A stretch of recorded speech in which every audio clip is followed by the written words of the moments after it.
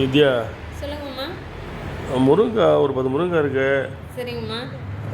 அடிக்கடி சாம்பார் வச்சுட்டு நீங்கள் ஏதாச்சும் போண்டா மாதிரி போடுறியா? போண்டா போடுறோங்கம்மா. போடுமா.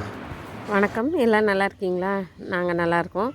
இன்றைக்கி நம்ம என்ன பார்க்க போகிறோம்னு சொன்னால், முருங்கைக்காய் வச்சு அது போண்டா தான் பார்க்க போகிறோம். ரொம்ப நல்லாயிருக்கும். அது எப்படி செய்யலாம் என்னங்கிறத பார்க்கலாம் வாங்க. நாங்கள் இந்த மாதிரி கட் பண்ணிக்கணும். இந்த மாதிரி கட் பண்ணிவிட்டு முருங்கைக்காய் இந்த மாதிரி கட் பண்ணிவிட்டு இப்படி ஆவியில் வேக வச்சிடலாம். நல்லா பெருசு பெருசாக நீட்டாக கட் பண்ணிக்கணும். இப்படி இட்லி பானையில் இப்படி வச்சு வேக வச்சு எடுத்துக்கலாம். வேக வச்சுட்டு காமிக்கிறேன் பாருங்கள். இப்போ வெந்துருச்சான்னு பார்ப்போம்.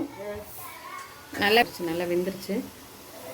நம்ம அடுப்பு ஆஃப் பண்ணிட்டு இனிமேல் அதில் இருக்க சதப்பத்தெல்லாம் எடுத்துகிட்டு காமிக்கிறேன் பாருங்கள்.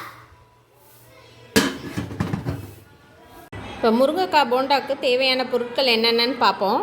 இப்போ முருங்கைக்காய் வேக வச்சு எடுத்த அந்த சதைப்பத்து, கருவேப்பிலை கொஞ்சம், கொத்தமல்லி கொஞ்சம், கொஞ்சோண்டு இஞ்சி, இது கார்ன்ஃப்ளேக்ஸ் மாவு தேவையான அளவு போட்டு பிசையும் போது தான் நம்மளுக்கு தெரியும். சில டைம் கூட போகும், சில டைம் கம்மியாக இருக்கும். அதனால் இது தேவையான அளவு. இது ஒரு கப்பு சின்ன வெங்காயம் அரிஞ்சு வச்சுருக்கேன். இது 4 பச்சை மிளகா ரவுண்டாக அரிஞ்சு வச்சுருக்கேன். தேவைக்கேற்ப உப்பு. இதெல்லாம் கலந்துட்டு நம்ம இப்போ போண்டா போட்டுட்டு காமிக்கிறேன் பாருங்கள். இப்போ நம்ம வெங்காயம், கருவேப்பிலை, பச்சை மிளகா, மல்லித்தலை, இஞ்சி எல்லாத்தையும் எடுத்துக்கிட்டோம். சால்ட்டு நான் கல்லுப்பு காமிச்சிட்டேன். ஆனால் சால்ட்டு தான் போட்டுக்கணும், ஏன்னா கரையாது. இது எல்லாத்தையும் சேர்த்து போட்டு பெசரிக்கலாம். பெசரிட்டு இப்போ இந்த முருங்கைக்காலேருந்து எடுத்து வச்சோம் இல்லையா, இந்த வெந்த இது அதையும் இதில் போட்டுக்கலாம். அளவு, ஏன்னா ஒரு முருங்கைக்காய்க்கு தண்ணி சத்து ஜாஸ்தி இருக்கும், இன்னொன்று கம்மியாக இருக்கும். அதனால் அளவு சொல்ல முடியல என்னால். அதுவும் தேவையான அளவு எடுத்து போட்டு பெசரிக்கணும். வேறு எந்த மாவும் தேவையில்லை, கார்ன்ஃப்ளேக்ஸ் மாவு மட்டும் போட்டால் போதும். நல்லா பெசரிட்டு நான் உங்களுக்கு காமிக்கிறேன் பாருங்கள். கார்ன்ஃப்ளேக்ஸ் மாவு போட்டு பெசஞ்சோன்னே இப்படி இருக்குது பாருங்கள். இந்தளவுக்கு இருக்கும் கார்ன்ஃப்ளேக்ஸ் மாவு போட்டோன்னே. இது அப்படியே உருட்டி நம்ம போட்ட வேண்டியதுதான். இப்போ போட்டுட்டு காமிக்கிறேன் பாருங்கள். இப்போ பார்த்தீங்கன்னா சின்னதாக உருட்டியிருக்கேன். இந்த மாதிரி சைஸில் போடுவோம். இந்தளவுக்கு போட்டோன்னா கரெக்டாக இருக்கும். உருட்டி வச்சுக்கிட்டோன்னா டக்குன்னு போடுறதுக்கு ஈஸியாக இருக்கும். அப்போதைக்கு உருட்டுனா கொஞ்சம் டைம் ஆகும். ஒன்று வெந்திருக்கும், ஒன்று வேகாது. நம்ம உருட்டி வச்சுருக்கோம். உருட்டி வச்சது அப்படியே டக்குன்னு போட்டுடலாம். ரொம்ப நல்லாயிருக்கும், டேஸ்ட்டு சூப்பராக இருக்கும். மழை காலத்தில் பார்த்திங்கன்னா ரொம்ப மழை பெய்யும் போது இதெல்லாம் போட்டு சாப்பிட்டோன்னா அவ்வளோ அருமையாக இருக்கும். இது சின்ன பிள்ளைகள்லாம் சாப்பிடாது, இந்த மாதிரி செஞ்சு கொடுத்தீங்கன்னா சாப்பிட்ருங்க.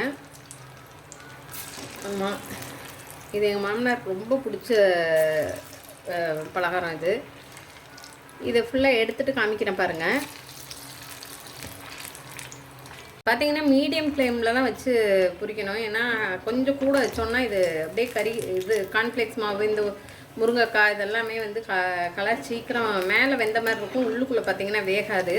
அதனால தான் சின்ன உருண்டையாகவும் போட்டிருக்கோம். இந்த மாதிரி மீடியம் ஃப்ளேமில் வச்சு பொரிக்கிறோம். இப்போ பார்த்திங்கன்னா நம்ம வெந்துருச்சு நல்லா. இது அப்படியே இந்த பொறுப்பெல்லாம் அடங்கிடுச்சு. இதை நம்ம அப்படியே எடுத்து பிளேட்டில் எடுத்து வச்சிடலாம்.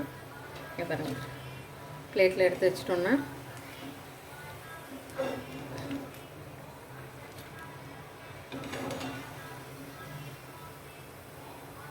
ரொம்ப டேஸ்ட்டாக இருக்கும் இது சாப்பிட. பாருங்கள், காமிக்கிறேன். நான் ஃபுல்லாக போட்டுட்டு காமிக்கிறேன் பாருங்கள். அதுக்காக தான் பார்த்திங்கன்னா இதுக்கு முன்னாடி போட்டு எடுத்தோம் இல்லையா, அதை பாருங்கள் நல்லா உள்ள வரைக்கும் வெந்திருக்கு பாருங்கள்.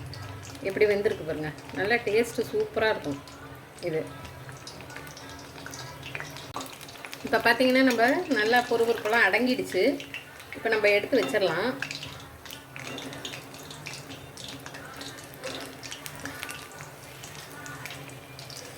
ஃபுல்லாகவே பொறுப்பு அடங்கிடுச்சு பாருங்கள்.